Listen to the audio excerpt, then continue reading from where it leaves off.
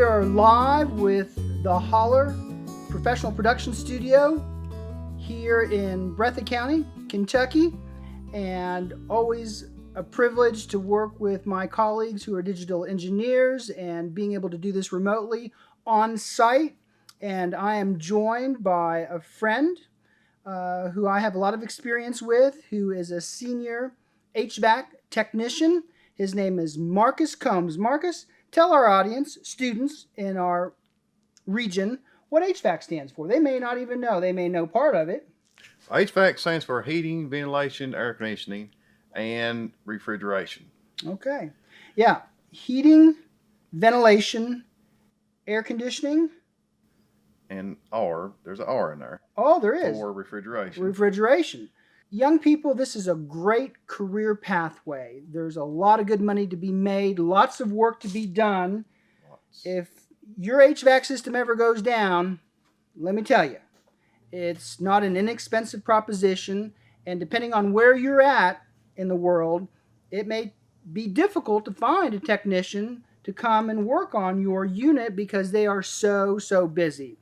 It's a trade that requires a lot of skill and intellect, and Marcus is a wonderful example of that. He has worked on my home HVAC units multiple times. He's done a complete install, for example, which is no small undertaking.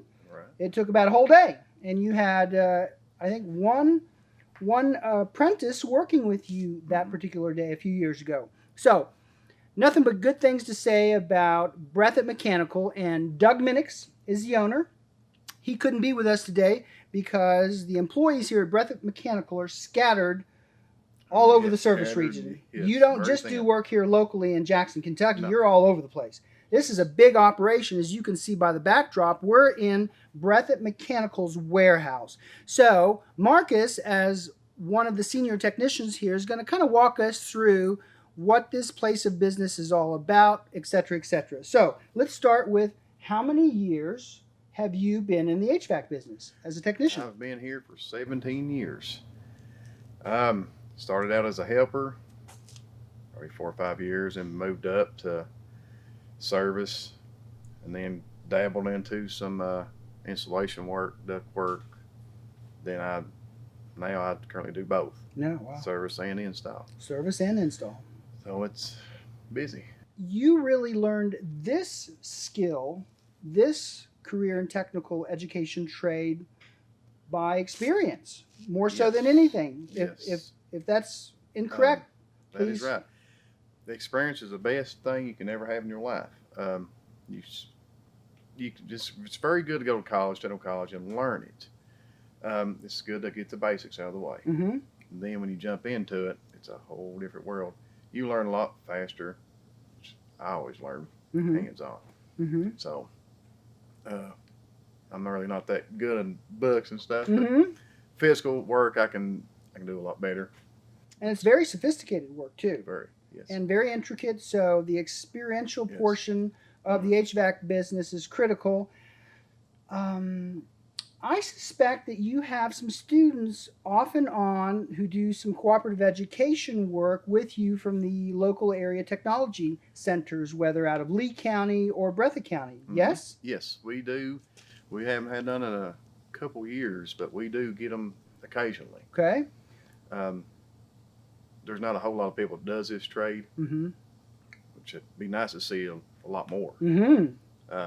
But as technology grows, it's integrated into our stuff and makes it very, very more complicated. I can imagine. So really, you have to grow your own employees here. So there have been a number of occasions over the past decade where I've seen you bring different young people with you to work, and I've watched you coaching them.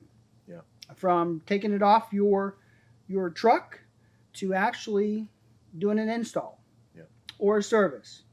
In fact, we will have a job simulation task through our virtual reality Oculus wireless headset where students, if they're interested in HVAC, will get to test the freon pressure in an HVAC unit, because as we talked before we started this video vignette, that's one of the first things that you always do because that tells you a lot about what's going on with a particular unit, correct? Correct. It sure does. It's very good to know what kind of refrigerant you have in the system, what your pressures are, your temperatures. Then that really does tell you which way to go, which plan of attack you've got. Mm-hmm. You can go inside. You need to be outside. It gives you a lot of different angles to shoot at. And we are sort of at a critical juncture in the HVAC world in that the old units with a particular type of Freon are being phased out. I think, if I'm not mistaken, it's really happening right now. Yep. And I know this from my own experience with you and your company, because my upstairs unit is on the old system, whereas my new system will be fine. So talk a little bit about that, because that's going to spike your activity here in the region. Probably back in 2010, maybe a little sooner, they all started to, the federal government regulated that in R22, they classified R22 as not environmentally friendly. Freon. Okay. And they Duty said calls. by 2020, they're going to just do away with it. So each year they make less and less of the refrigerant R22. Now we're on the line 2020, and it's astronomically high, and it becomes cost prohibitive to get it. very So you're probably better off if your old unit goes down, which is using the R22 Freon. Yes. You're probably better off getting a new unit. Yes. Yep. So that's kind of where we're at with my HVAC unit that keeps everything hot and cool upstairs. So, and that's going to spike your activity here in this region. As those old units go out, folks are going to have new installs. Right. Am I correct? You're right. Okay, wonderful. You're not the only one here. No. At any given point in time, how many technicians do you have out in the field in the region, and trucks? You've got big trucks. You don't have little trucks. You've got big trucks. Yeah, we've got 3 technicians that does HVAC R. Like right now, we've got a service truck out almost in West Virginia, close to West Virginia. West Virginia. Putting in kitchen equipment. Kitchen equipment. And we've got another guy, Doug. He's in Wolf County working. That's why he's not with us here today. Yeah. He's in Wolf County. I'll be going somewhere pretty quick. As soon as we wrap up, you're hitting the road. We've got 9 people works here. 1 secretary. We've got 4 plumbers, and just 4 us. Mm-hmm. So, and every day is something. Yeah. Something different. And that's kind of cool. I think that's probably why you enjoy your work, because every day is different. Right. Yeah. You get to experience something different every day. You see something new every day. I bet. And nothing gets old. I bet. Nothing. Just a heat. Now, you talked about your office manager. We were trying to talk her into getting on camera, and she had to slip out. She had to slip out to make a deposit in the bank. But if you will, talk a little bit about Dawn and her role here, because a lot of young people are going to be interested in the career and technical education career pathways, and you don't have to be a male. Right. You do not have to be a male to do this job. We have went to training before in Lexington and Louisville, and there is actually women that does this kind of work. Not a lot. So women can do it. Mm-hmm. Our secretary, Dawn, she's been here about 7 to 8 years. Does a fine job to keep everybody in line. There you go. Yeah. Keeps us in check. She runs interference, and she does all the scheduling, and it appears from her bank run that she runs the books too. Yeah, she runs. Got to have those folks. Got to have those accountants, those office managers. Mm-hmm. Well, thanks for talking about Dawn, because she had to go make a deposit. Okay, so we've alluded to some of the skill sets and education that's required to work in the HVAC industry. You probably have a mixture of folks that come here, some with just a high school diploma, and they may or may not have had any experience in HVAC at the local area technology center, but they have a work ethic where they want to work, they want to learn, they're coachable, etc., etc. They have good soft skills, they're going to show up to work on time. That's important. Yes, because I mean, you get here at 8 o'clock and you're loading your truck out for the day, and and you're heading out. You don't have time to wait for somebody who's still covered up with their blanket at home. This is a very demanding job. When people call you, they demand you there that day. We try to do that. Sometimes we can't, but a good work ethic is the best thing in the world to have in this business. Good work ethic, you can learn. The more you learn, the more free you can go on your own. We can, let you go and do whatever, and won't have to worry about it. But that's the main thing: having a good work ethic. Absolutely. And being on time for work, and it's not 8 to 5 job. It can go from, we start at 7:30. It can start at 7:30. We can go home at 10 o'clock at night. It's just, days vary. And you are also on call.